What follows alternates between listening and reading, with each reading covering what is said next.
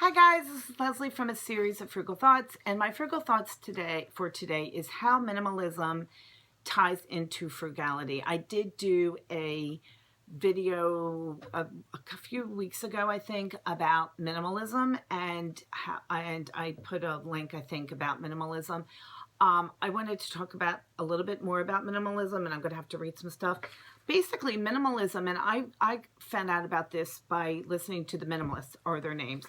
And basically, minimalism is about living with less and being satisfied with living with less. And I just did a video about being content, and frugality is happily living with less. And so being content, living with less it combines contentment, frugality, and minimalism. Yes. Apparently minimalism is getting rid of the excess stuff in your life and living your life based on experiences, not on possessions. I came late to this. I know that there's a lot of 20-somethings who are becoming minimalists and are living their lives in their 20s based on this, which I think is interesting. I think it's also interesting that this is something that you can adopt at any time in your life. I am friendly with some older people who are thinking about moving out of their homes and into smaller apartment living. And the one thing that I hear all the time, first of all, I feel like they're lonely living in their homes because some of them are widows and widowers. And I've encouraged them to live in, move into a community setting. And invariably I hear, oh, I have so much stuff. And I tell them, just throw it out. Donate, call Goodwill, call whoever, 1-800-GOT-JUNK, pick them up and get rid of it. You don't want it, and it's holding you back. That is an example of having to adopt a minimalist lifestyle, because the junk is holding them back from happiness, in my opinion, not for them. The one woman said, oh, my husband collects stamps, he collects all these things, and they were just things, and no. Okay.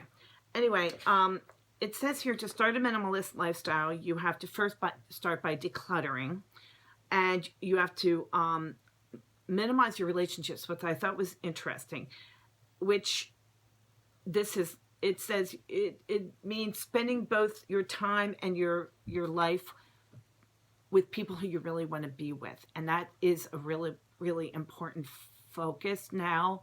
For me, is not spending my time with people who I don't, or accepting invitations for people I don't really want to be with. And so that's something to consider. And it says be intentional with your time and do things with your time that you really want to do. I'm sorry, I'm reading some of this. It says, why is minimalism so popular, and what are the benefits? And they said the 10 major benefits of becoming a minimalist include clarity of mind, because you're just literally getting the clutter out. Better health, more freedom, less stress, because you're not worrying about buying things or having to go to the mall, or instead of going to the mall, you're going to hear, free concerts. It's just really nice. More time, self-confidence, you have a greater sense of purpose, and you have extra money.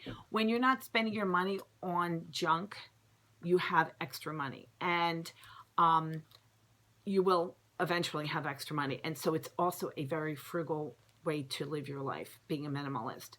I am not doing any kind of remote justice to this minimalist lifestyle, but I did want you to know that I will reference it a lot, and I did discuss it down in one of my other videos.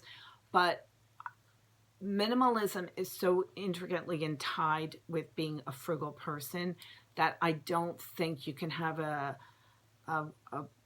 website or a YouTube channel about frugality without really acknowledging and having you analyze what it means to become a minimalist. Because for me, it was life-changing once I realized this. I said I was frugal, but I would purchase things at a good price, and then at some point I realized I don't even want the items at a good price, even if it's good price, because I just don't want those items in my home. And that was a big change. That was a big change in my mindset. That was a big change in my lifestyle. And that has hopefully is getting, we're in the decluttering part of that, which is a very big thing for our family. We had, one of the things I used to always do is hold on to all their clothing and all their artwork and all their toys and all their things.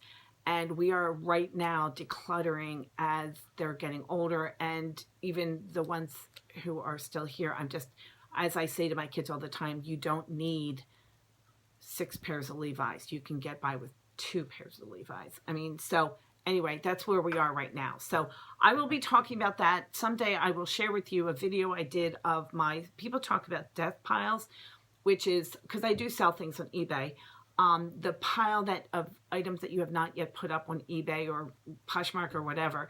And I say I have a death room. And someday, if I ever get strong enough, I will show you the picture of my death room. But anyway, this is Leslie from the a series of Frugal Thoughts.